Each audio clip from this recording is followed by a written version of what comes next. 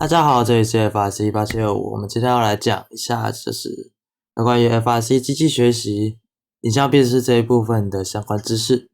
那今天我们要来研究的是 Axon， 一个 FRC 里面做影像辨识机器学习的一个辅助软体。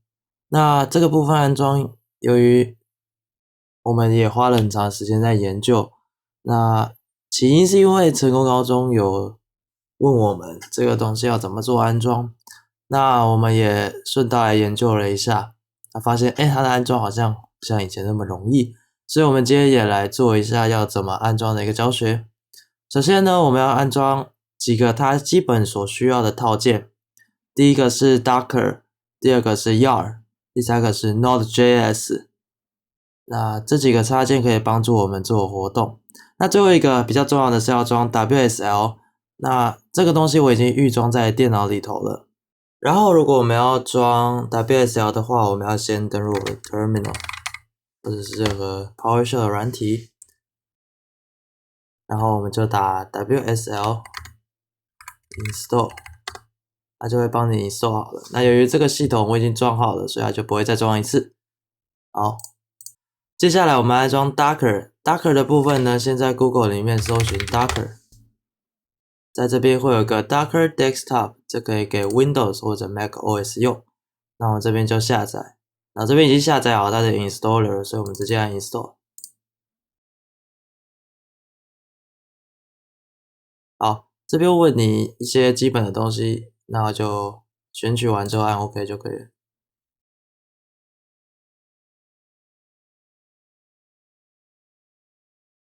好，这边安装完了之后，我们就按 Close。好，这边就会安装好 Docker 了。如果想要测试有没有真的安装到的话，可以去 Terminal 里面看看，打 Docker。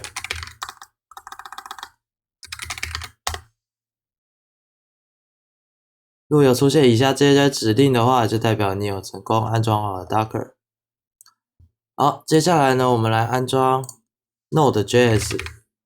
我们直接打 Node.js 就会进到这个网站里面。我们可以先下载这个 LTS 的版本，但是呢，由于我们要使用的是14版的 Node.js 在 Axon 里面，所以我呢这边推荐另外一个管理器叫 NVM。那由于我这边是 Windows 系统， NVM 有为 Windows 系统准备一个安装档，那我们就直接查 NVM Windows 就可以查到了。这边有一个安装档，这边就直接下载安装档做安装。好，这边点 setup 点 exe。好，那由于这边我已经下载过了，所以这边就不下载了，直接按这边的安装。好，一样同意，已经过了。好，这边安装好了之后就可以按 finish， 然后一样去 terminal 里面做测试。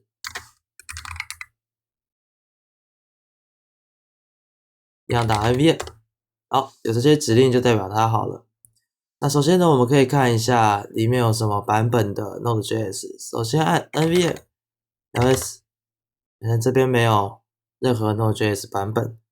那我刚刚有说到我们要装14版 Node.js， 在 Other Downloads 里面我们可以看到一个 Previous Releases， 然后我们就可以往这里面翻到14版，也就是我们要的版本，我们就是随便选一个，像是这边的 14.2.10.0， 那我就选这个了。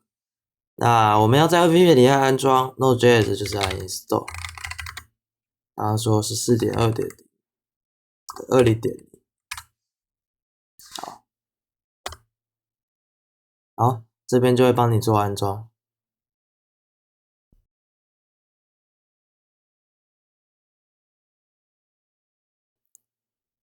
好，这边我们安装完了之后，可以按 nvm ls 再看一次这里有什么版本，会发现有个 14.2.0。 那我们要使用这个 14.20.0 这个版本的时候，我们就按 nvm use 14.20.0。 好，这边就会有这边会显示一个 now using， 那我们就再 ls 一次，就发现它已经被 using 了。好，之后 Node.js 版本装完之后，我们来装 YAR。要呢也有一个这个 exe 档可以给 Windows 使用，那我们就要在 Alternative 里面去寻找我们要的 exe 档，或者是你想要在这个用 npm 的方式去安装 yarn， 那我们这边就 exe 档的方式去安装。那这边这些像 yarn 啊，或者是 Node.js 的详细安装方式，我推荐一个 YouTuber 最近有推出一个 Discord 教学，里面有完整的教学这些东西。我将影片连结放在影片底下的说明栏里面，是 Pradon 所制作的教学影片。那有兴趣的话也欢迎看一下，他讲的会比我还要详细。那这边一样是安装 yarn， 那我们就走过这些环节，一样按 Next Install 就可以安装 yarn 了。那如果你想要使用程式码界面安装的话，也可以使用这条程式去安装 yarn。好，那这边就 Finish。OK， 那我们一样在我们的 Terminal 里面做测试就可以了。好，确定这边有程式码就可以了。好，接下来我们来安装 Axon。Axon 的安装，我们先搜寻 Axon FRC。这边就会查到一个 WPI 的 documents， 那我们就往里面看，往下滑可以看到这个 launcher 的 GitHub 网址，我们就点进去。那由于这边呢，我有尝试过使用这 exe 档，就是它创建其实我不太成功，所以我们这边使用 source code 直接做 compile 的动作，那我们就直接把 source code download 下来。好。那由于我这资料夹已经有一个 source code 的档案在这资料夹里面，所以我们就不开了。那我们来 Terminal 里面继续处理这个东西。好，首先呢，我们要先把这个 source code 打开，那就是先开启它的位置。在 Terminal 里面，我这个是 PowerShell， 那可以用 CD 的方式去打开连接。那我放在 Download 这个资料夹里面。接下来呢，我放在里面，它的名字叫做 Axon.0.1.0。